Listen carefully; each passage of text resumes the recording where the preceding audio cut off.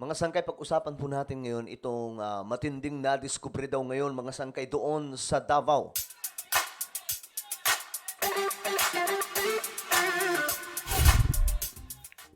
Hello, magandang oras po sa lahat ng ating mga kababayan, sa lahat ng mga solid sangkay na nanonood ngayon. Shoutout po sa inyong lahat. Aba, mag-comment po kayo ng hashtag solid sangkay kasama po ang inyong mga lugar para magkakilala po tayo dito.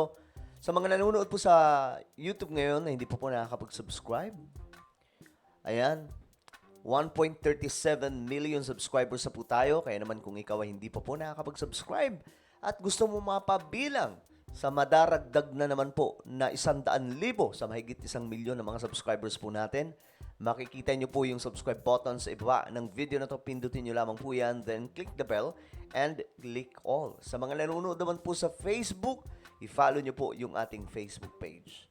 Alright guys, so ito pag-usapan po natin mga sangkay itong isa sa matinding usapin ngayon patungkol po dito sa nadiskubre nitong NBI agents doon po sa Davao del Norte.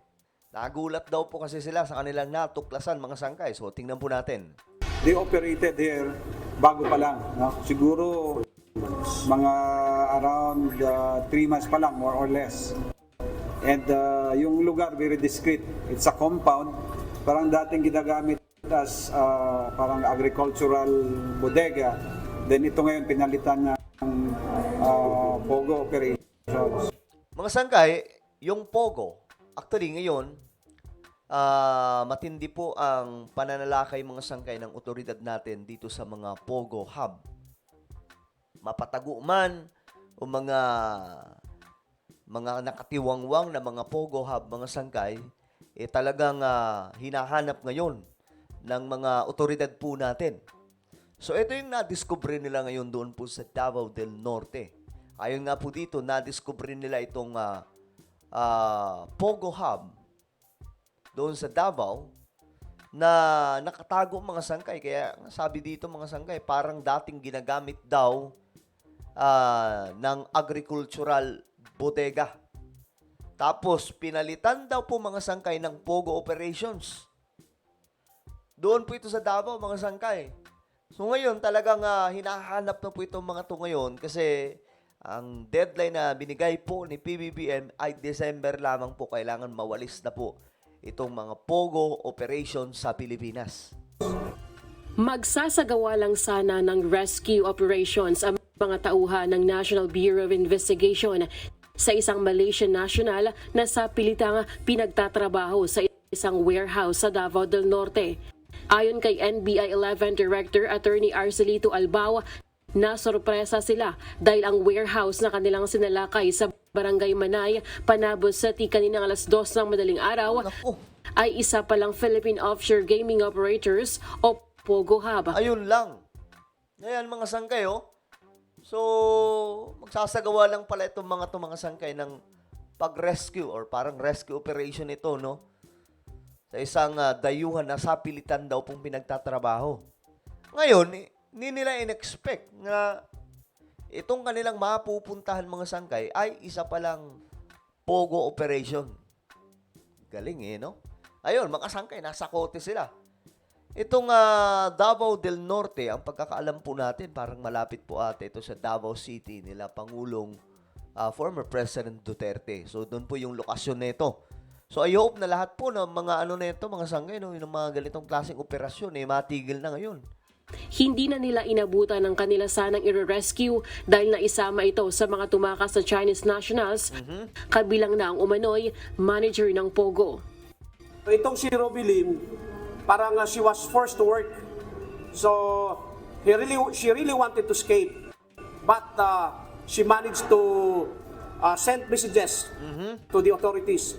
So yan ang ginawang naming dahilan kung bakit we have to rescue her.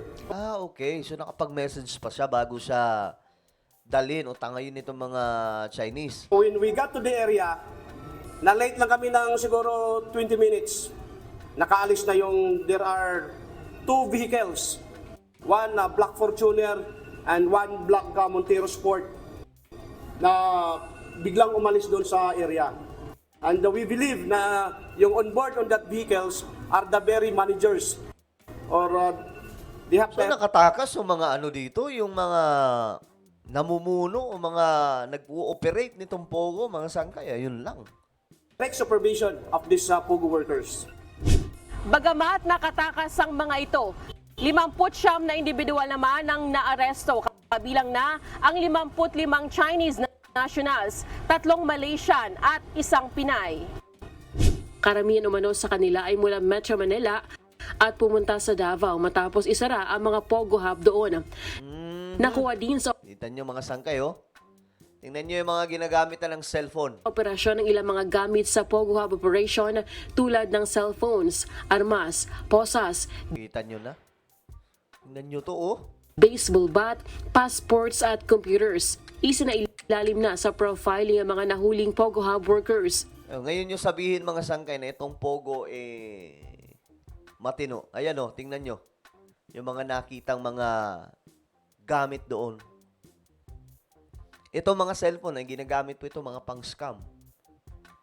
Meron pa ditong armas, oh. Pera. Kaya kailangan po talaga mabura na itong operasyon ng Pogo sa Pilipinas. Tulad ng cellphones, armas, posas, baseball bat, passports at computers. Isinailalim na sa profiling ang mga nahuling Pogo Hub workers. Ngayon, ipaprocess din namin. We'll have to coordinate with the immigration for verification and itong mga mga pangalan. No? Kung may mga pending case sila dito sa Pilipinas. And we are pretty sure yung operations nila, itong Pogo operations is not licensed. Kasi nga, no less than the president nang nagbawal nito. And aside from that, wala silang permit to work here from the DOLE. Mag-a-apply naman ng cyber warrant ang mga otoridad para suriin ang mga nasamsam na mobile phone at computer. Nako po. Lelaine Moreno, UNTV News. So ayan mga sangkay, yung nadiscover nila doon sa Davao del Norte, ang deadline nito mga sangkay hanggang ngayong December lang. Ngayong taon lang to mga sangkay, kailangan mabura na po yung operasyon ng Pogo. I hope na makuha po nila yung makuha po nila yung deadline mga sangkay. Kasi mahirap kung tapos na yung deadline pero may mga operasyon pa rin ng Pogo sa ating bansa. Marami naman pong otoridad So sana masakote na po itong lahat. Kasi yung iba mga sangkay nagdi-disguise May mga nasa hotel. Yung mga hotel na nasa loob pa ng mga sangkay yung Pogo. Hindi lang halata. Tinatago lamang po nila. So, eto, mapapatunayan natin na talagang itong Pogo ay isa pong kalokohan ang pinaggagawa nito. Dahil kung hindi sila loko-loko, ba't sila magsisitago, di ba? Kita nyo naman yung mga ebidensya, mga sangkay, mga nasasakote. Simula pa po noon, ganito rin po ang mga nakikita sa mga Pogo Hub. Well, ano po ang inyong opinion, mga sangkay? Dito sa nadiskubre doon po sa Davao del Norte ng mga NBI, ng mga Pogo Hub or isang Pogo Hub. I-comment nyo lamang po sa ibaba ang inyong mga opinion.